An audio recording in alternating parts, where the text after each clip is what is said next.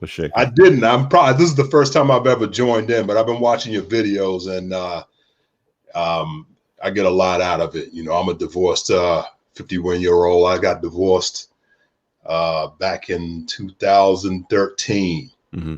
So I kind of been on this track that you guys are going, like you and Kevin Samuels. I just came across you guys' videos, and I find it interesting that there's a lot of other men out there that think the way that I was thinking. So Mm-hmm. I appreciate these videos that you guys have been putting out, trying to get these men to be alphas. I personally felt I was a beta when I was married. And once I got divorced, I changed that story. I learned a lot, and a lot of the things that I learned is what you guys speak of right now to the it's just about younger setting crowd. some healthy boundaries, right? I'm sorry? Just about setting some healthy boundaries and holding yourself in a higher regard. A lot of guys, you know, they just fucking disparage themselves so much. Right. I think what happens a lot when guys tend to be betas, they kind of feel sorry for themselves, and they listen to the story that it was all their fault as to why their wife went out and cheated and did all this crazy stuff. But what they need to know is that men do have rules, and we need to go ahead and let people know that we have rules. It's not all about what women want. So did your wife go off and cheat on you? Like, what happened with your marriage? Yeah, it was a story. Well, you know, I was one of those guys that took care of the kids and went to work, brought my money home. I thought I was doing the right thing to keep a woman. My father never sat me down and taught me how to, you know, finesse a woman, if you want to call it that. He never sat me down and told me the things that I actually tell my 23-year-old son now about how women work. But yes, she did go out. I was home taking care of the kids. She used to go to New York to say she was seeing her cousin. I was living in Boston at the time. And, you know, she wasn't going to really see her cousin. So came home, you know, and you know how we are as men, we're territorial when it comes to our women. And, you know, come to find out she's sleeping with another guy and then coming home and sleeping with me. So that really bothered me. And I had to go to anger management over it. So I did go to seek help, you know, mental help, because I was going through a lot of other things at the time. But I don't know. There's a lot of guys out here. But what I would just say is you don't need to accept that, and you don't need to go through those emotions that, you know, it was somehow your fault because she said it was your fault. You know, the whole thing about, you know, you ignored me, you know, that type of stuff, just because you were doing the things that you like to do. Never take ownership. I mean, if you know you were doing stuff like that, ignoring your wife or whatever, then that's on you. But if you felt you were being a really good person and taking care of business the way women say they want guys to do, never take ownership of why a woman cheated on you. She did what she wanted to do.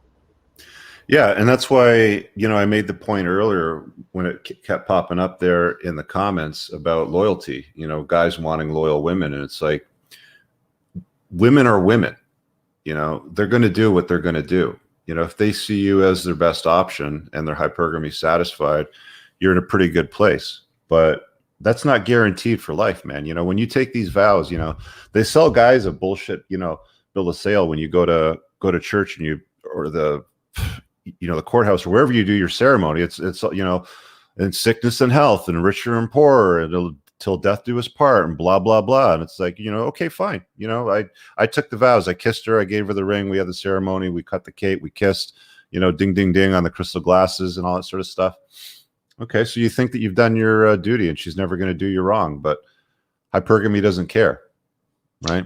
Right. So that's the Disney Channel stuff. You know what I mean? The Harlequin novels, they try to teach us that, you know, love at first sight and all this stuff about knight in shining armor and women believing in that. And guys, it's not true. I always say to my friends, like, it doesn't matter what you have. I know a lot of people are talking about you know, women wanting high quality, high value men and all. And when it comes down to it, if a woman doesn't want you, it doesn't matter what you have. So what's your position right now? Because now you're divorced. It sounds like you got some grown kids. You date. You kind of do your own thing. Like, how do you deal with women today now? I think I'm a, I don't know. Some people would say I'm a little brutal because I just don't put up with a lot of BS. I don't want to curse on your channel, but I don't put up with a lot of BS. I find that if I can't talk to a woman about any topic, like I had a woman kind of back off of me because I brought up a video that Kevin did.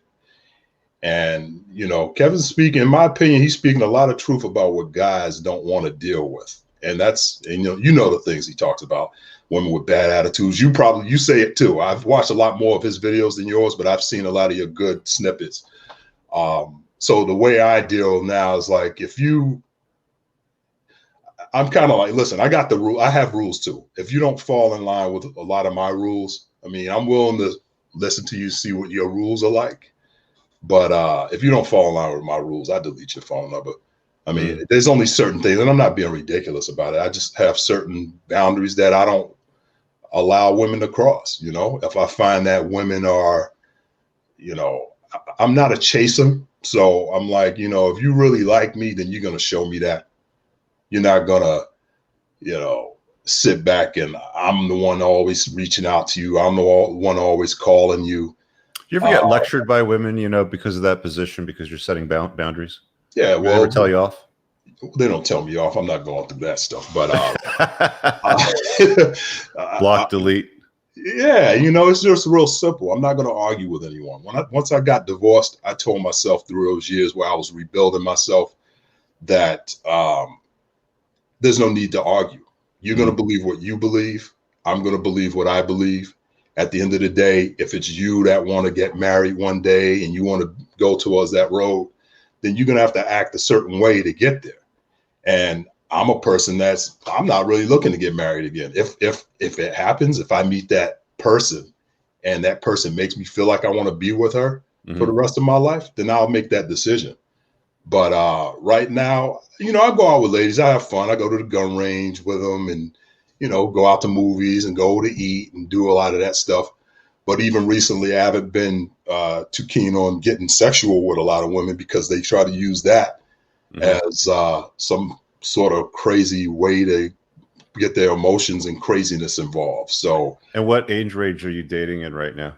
Like you're 51, you said, right? Yeah. So I've dated 26. I was 49 when I dated a 26-year-old. And I go throughout the range. I've dated women older than me. They just have to be active like I am. I ride bikes. I go to the gun range. I go to the gym. I do all these things to kind of keep myself alive and make myself look better. I can't ask for better if I don't look better. So I like it. Hey, listen, there's a super chat here from Odin. He says Dana's wearing his Rich Cooper t-shirt. What's on your shirt there? It looks like this is God of War. This is Kratos. I'm a big God of War fan. Okay. Yeah. I've played a little Kratos. You know, people started calling me Kratos of the Manosphere, and I didn't even know what the hell that was. So I had to go look it up on the PlayStation. I just downloaded it for shits and giggles to see what it was all about. Okay. Yeah. I mean, there it is. The games too. I'm 51 years old. I always tell people I come from that era where I'm never going to stop doing the things that I like. So I'm going to be one of those old guys that still listens to hip hop and R&B and play games. And this is my divorce life. You know what, man? This is what mental point of origin looks like. So guys, listen up, because this man's 51. He's divorced. He's been through the grinder. He saw what it all looked like. You know, he's in a sexual marketplace today now where he puts himself first, tolerates no nonsense, and he's living life on his terms. This man here is the real MGTOW. Okay. I appreciate that. Take note. All right, Dana, I'm going to let you go because I got a bunch of other guys sitting here waiting Good to hop on in. talking to you. Thanks for bringing me in. Yeah, man. Thanks for sharing. See you. All right. Peace.